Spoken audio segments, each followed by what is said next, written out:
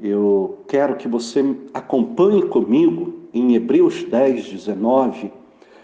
Está escrito assim: o privilégio de acesso dos crentes à presença de Deus.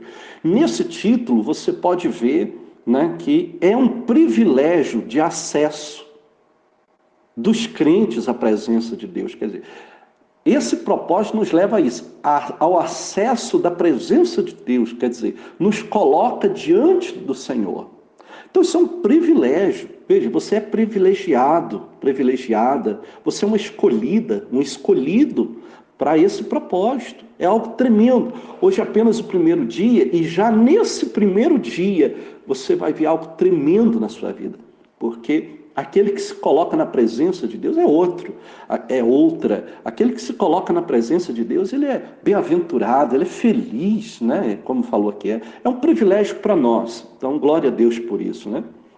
Então, ele vai dizer aqui que privilégio de acesso dos crentes à presença de Deus. Então, versículo 19 diz: tendo, pois, irmãos, intrepidez para entrar no Santo dos Santos pelo sangue de Jesus. Olha que tremendo. Tende, pois, irmãos, intrepidez para entrar no Santo dos Santos pelo sangue de Jesus. Quer dizer, intrepidez, ousadia, em algumas traduções está escrito ousadia, né? Quer dizer, entre com temor, entre com fé, entre, né, com todo o espírito, né, com todo o desejo, com toda a sede na presença do Senhor, se lance, né, se entregue totalmente ao Senhor, se desligue realmente do mundo e se entregue completamente na presença de Deus. Você vai ter a maior experiência da tua vida, pode ter certeza disso.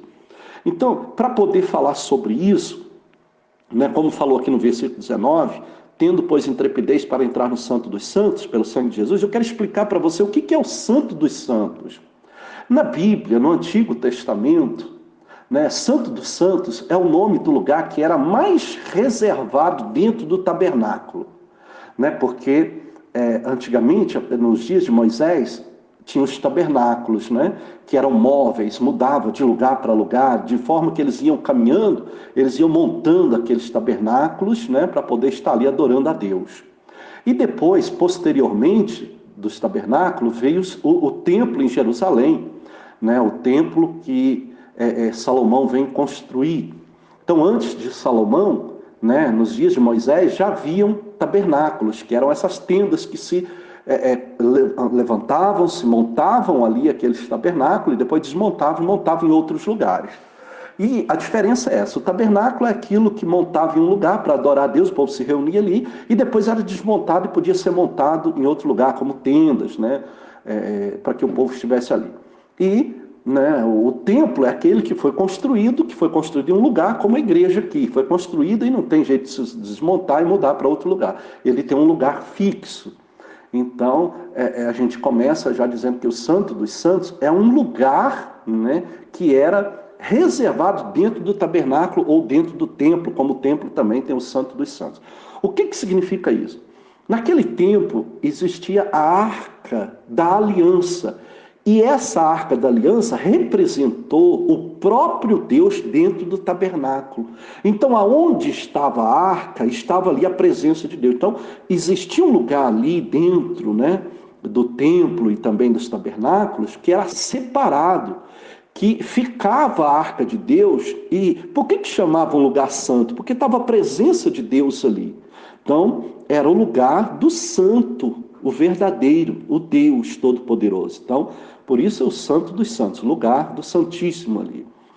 Então você vai ver que esse lugar, na própria Bíblia, era reservado, era um lugar especial que ficava a arca, que somente os sacerdotes escolhidos podiam entrar naquele lugar para oferecer orações.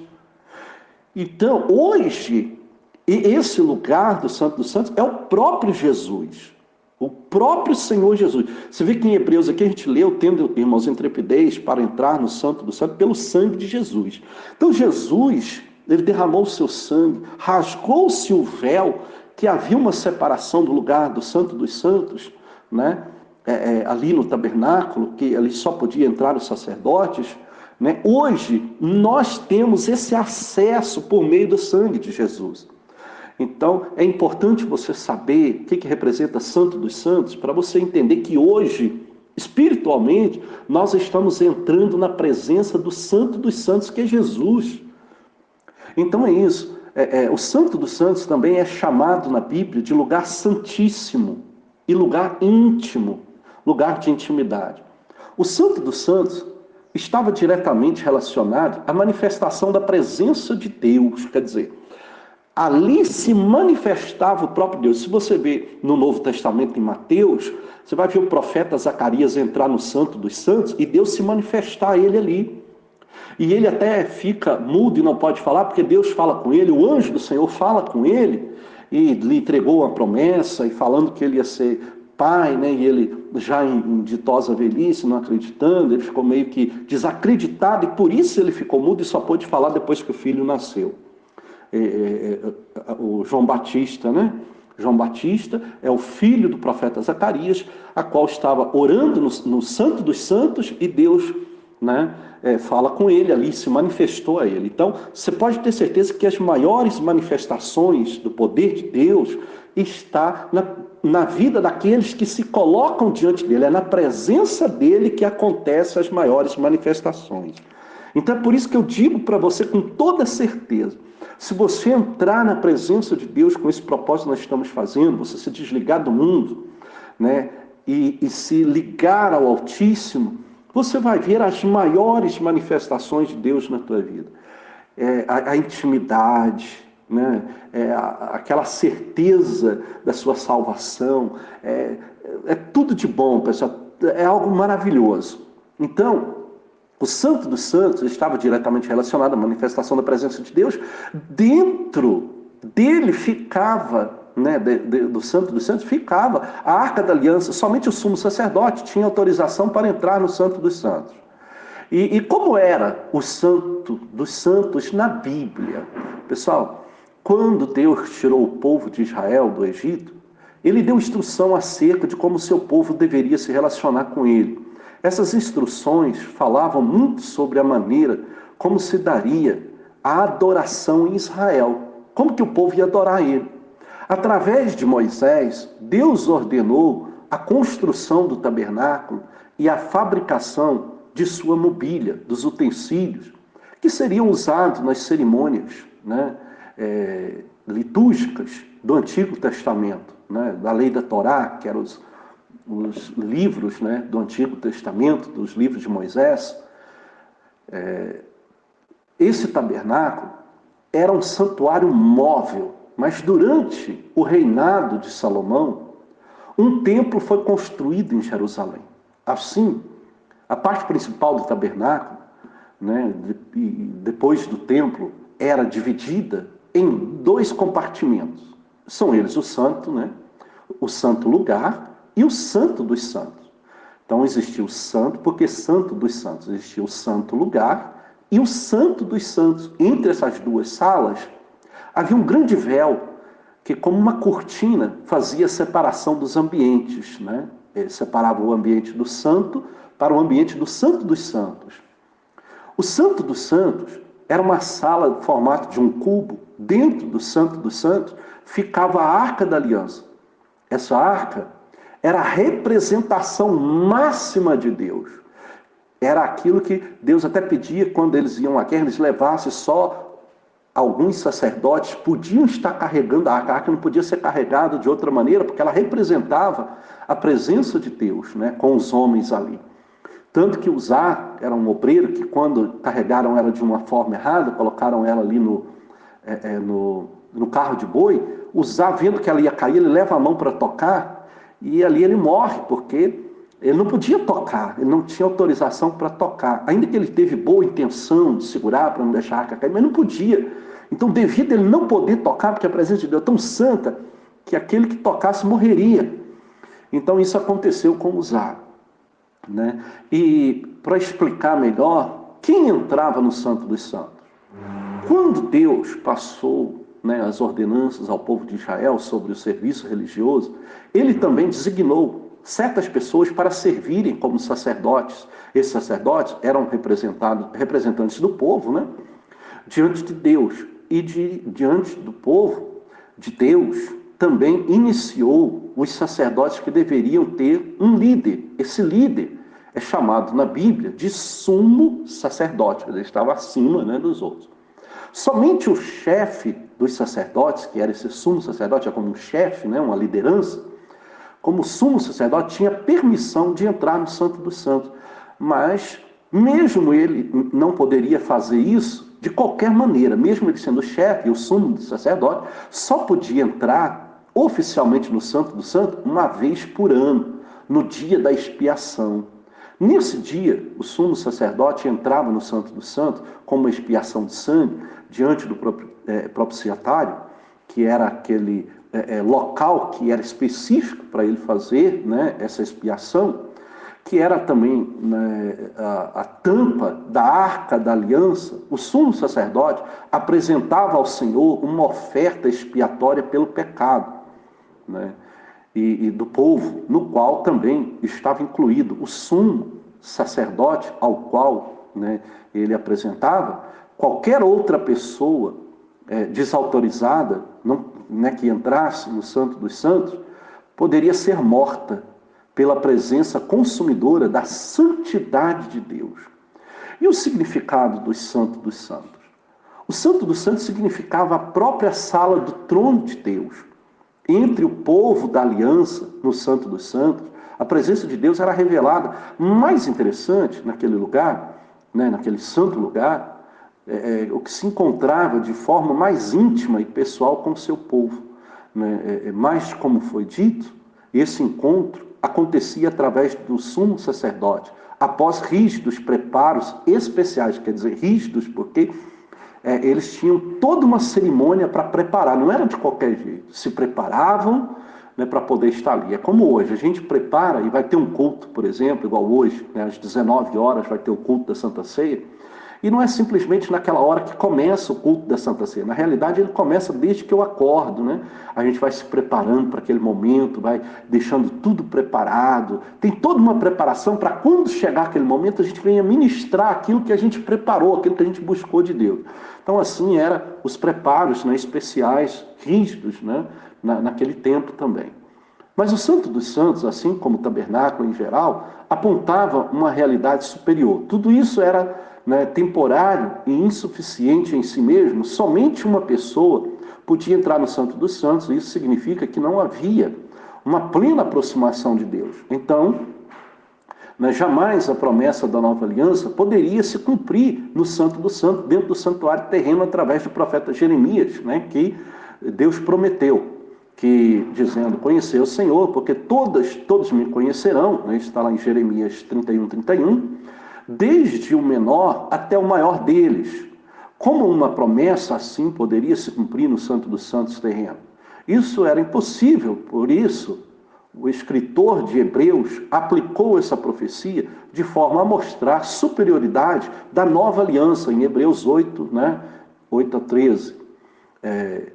Durante a crucificação de Jesus, no momento da sua morte, o véu do templo que isolava o Santo dos Santos foi rasgado, né, de cima a baixo. Mateus 27:51, usando uma figura de linguagem, o escritor de Hebreus identifica o véu do Santo dos Santos como um corpo de Jesus Cristo. Em Hebreus 10:20, ele, né, estendeu e nos deu a entender que, escrevendo ali, que quando o véu do templo foi rasgado, a entrada no Santo do Santo foi liberada àqueles que foram redimidos por Cristo, cujo corpo foi rasgado no Calvário. Através do sangue derramado do Filho de Deus, o caminho para o Santo dos Santos celestial foi aberto. Hoje, pelo sangue de Jesus, podemos entrar com plena confiança, verdadeiro Santo dos Santos, se achegar ao trono da graça de Deus, né? Que é o trono da graça, que é a presença de Deus. Em Hebreus, aqui a gente pode ver isso, né? Vamos iniciar aqui, em Hebreus 10:19, que diz, tendo, pois, irmãos, intrepidez para entrar no Santo dos Santos, pelo sangue de Jesus, pelo novo e vivo caminho que ele nos consagrou pelo véu, isto é, pela sua carne. Está vendo? No versículo 20, deixa bem claro que quando Jesus morreu naquela cruz, sua carne foi rasgada e pela sua carne, pelo seu corpo, pelo seu perfeito sacrifício, se rasgou o véu que impedia, né, a chegada até o Santo dos Santos. Então hoje quem está em Jesus verdadeiramente, quem se consagra a Ele, tem esse privilégio de acesso, né, que fala até o título aí, privilégio de acesso à presença de Deus. Então esse propósito, pessoal, é isso, é para nos levar a ter esse acesso, estar na presença de Deus. E no versículo 21, e tendo grande sacerdote sobre a casa de Deus. Quem é esse grande sacerdote da casa de Deus? É o pastor, né, de Salmos 23 que Davi falou. O Senhor é o nosso pastor, o bom pastor que dá vida pelas ovelhas, que deu a vida ali, né, e nos deu acesso à presença de Deus. Isso é maravilhoso, isso é tremendo, pessoal.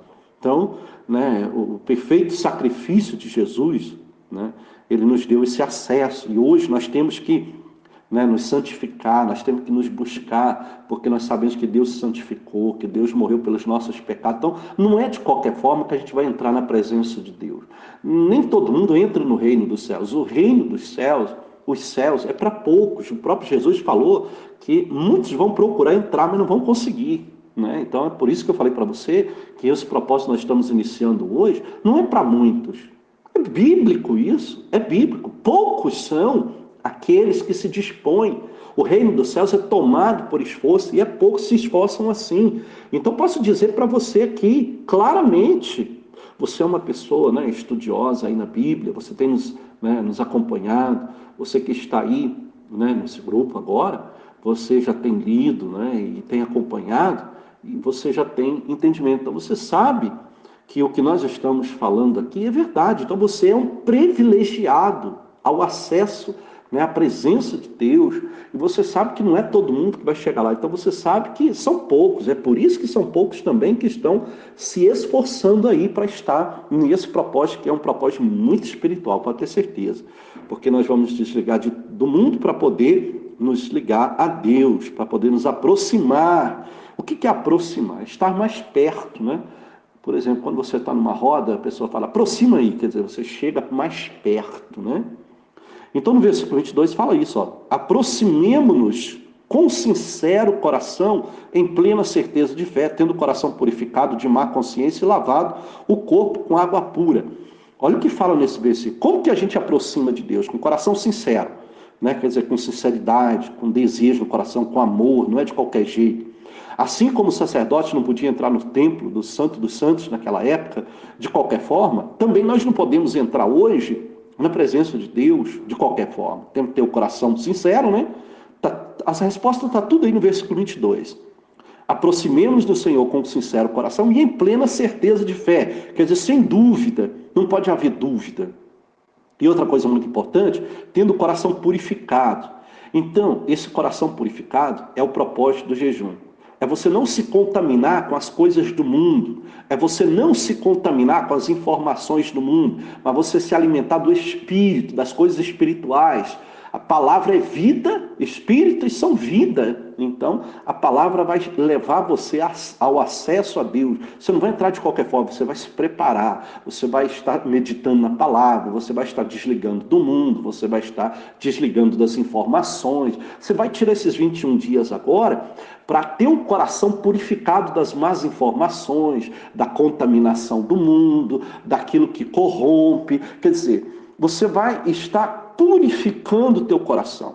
E ele diz, de má consciência e lavado o corpo com água pura. Então, da má consciência, então nós vamos também estar pedindo perdão a Deus pelos nossos pecados e não carregar na nossa consciência a dúvida, a incredulidade, né?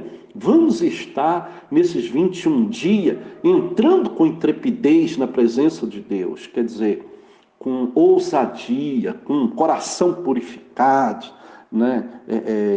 De consciência lavada e o corpo com água pura, quer dizer, a água é um elemento purificador. Quando você percebe que seu corpo fica sujo, né? Você trabalha ou você fica o dia todo sem tomar banho, quando chega à noite você quer dormir, você tem aquela necessidade de se lavar o corpo com água, porque a água vai limpar. A água é um elemento tão único que homem nenhum pode criar água. A água é criada pelo próprio Deus. Por isso ele é um elemento usado muitas vezes na Bíblia para o batismo, para a remissão de pecados, descendo as águas, aquele que nascer das águas. E em Jeremias, Deus fala que aspergirei água pura sobre vós, ficareis limpo. E ele também fala em João que a palavra dele, né, vós estáis limpos e limpos pela palavra. A palavra representa a água, um elemento purificador. A água, né, aquilo que fala também em João 8, né, 32, conhecereis a verdade vos libertará. Então, é isso, é um elemento purificador. Então, assim como você sente necessidade de se lavar para você estar sentindo limpo, assim a palavra nos lava a partir do momento que nós dedicamos a palavra, que nós nos consagramos a Deus, para estar diante de Deus com o corpo lavado, quer dizer, purificado do fardo pesado, dos nossos pecados, daquilo que nos contamina. Então isso é maravilhoso. Aí no versículo 23 ele diz, guardemos firme a confissão da esperança sem vacilar, pois quem fez a promessa é fiel. Então guardemos firme a confissão e esperança sem vacilar. Então vamos procurar fazer esse propósito sem vacilar. Vamos estar usando a inteligência, a sabedoria, pedindo a Deus sabedoria, para a gente fazer aquilo que agrada a Ele, para a gente fazer de uma forma, esforçar, para dar o nosso melhor nesse momento, desses 21 dias. Se alimentar da palavra de Deus que é santa, de manter a consciência limpa, de guardar firme, como ele falou, a confissão, sem vacilar. Versículo 25, não deixemos de congregar-nos, como é costume de alguns, antes façamos as demonstrações, e tantos mais, quanto vedes que o dia se aproxima. Pessoal, nós sabemos que o dia se aproxima, não sabemos que dia, nem que hora, mas os sinais evidenciam isso. E um dos sinais que eu falei esses dias, né, falei em alguns cultos, não me lembro se citei isso aqui em Rio Paranaíba, mas eu quero estar citando. Um dos sinais é aquilo que Jesus falou em Mateus 24. Nos últimos dias o amor de muitos se esfriaria, a iniquidade aumentaria, né? Porque o conhecimento ia se aumentar. Então, por causa dessa tecnologia, por causa do avanço da ciência e tudo que está acontecendo, o ser humano está se esfriando. As pessoas estão, muitas delas, nem todas, existe o caso em exceção, mas muitas estão desistindo de Deus, muitas estão se afastando de Deus. Muitas estão, por qualquer coisa, virando as costas para Deus, achando que não tem mais necessidade de congregar, como está aqui no versículo 25, que não tem mais necessidade de igreja, que esse negócio de igreja é bobagem. Muita gente virando as costas para Jesus, né? A realidade é essa. E eu usei até um exemplo de Jesus lá na cruz, no meio de dois ladrões malfeitores, que estavam ali para morrer, quando Jesus foi crucificado, um à sua direita, um à sua esquerda. O que estava à sua direita, né, reconhecendo Deus, mesmo estando ele ali naquela cruz, né, reconheceu e teve todo temor, e não queria só apenas descer daquela cruz, mas pede a Jesus, Senhor, que lembra de mim quando estiveres no teu reino. Jesus vai falar para ele, ainda hoje estarás comigo na glória, né, no paraíso. E o outro, né, que tinha pedido antes, né, ele diz assim, se és o Cristo, desce daí, salva a ti e a nós também. Ele só queria os benefícios de Cristo, quer dizer, na realidade, ele não queria nada com Deus, e tanto que quando ele fala isso, Jesus nem responde nada. Mas o outro ladrão diz, não temes ao menos a Deus, quer dizer, faltando temor. E hoje a gente vê que esse esfriamento nos mostra muito isso, a falta de interesse com as coisas de Deus, só tem interesse no milagre, mas não tem interesse de ter comunhão, não tem interesse de ter santidade. Poucos são, né? Como você que está aí, você que deseja ter, mas poucos têm esse interesse. Então, como esse versículo 25, finalizando aí, né?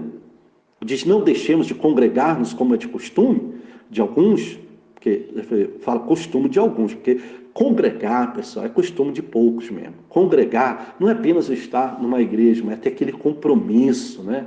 Saber sobre a responsabilidade que tem de ir na casa do Senhor, o que representa ir à casa do Senhor, como Davi diz, me alegro por ir à casa do Senhor, quando me convidaram para ir à casa do Senhor, né? Então, quer dizer, como estar na presença do Santo dos Santos, um lugar que você vai para ouvir, congregar, quer dizer, ter a responsabilidade de estar recebendo algo da parte de Deus, como Apocalipse 2,7 fala, que ter ouvidos, ouça o que o Espírito Santo diz às igrejas, né? E a gente vê a importância disso, porque no fim dos tempos Deus vai falar, onde o próprio Jesus falou no seu ministério de dois homens, o rico e o mendigo, o Lázaro, né? Um foi para o reino dos céus e o outro foi para o inferno. E o que estava lá no inferno vai querer voltar para falar para a sua família. E Deus vai falar assim: olha, eles têm os meus profetas. Se não derem ouvido aos meus profetas, tampouco ouvirão alguém se persuadir, ainda que eu deixe vir dentre os mortos, porque não tem como. A pessoa morreu, você sabe que a Bíblia fala em Hebreus que morreu uma só vez, né?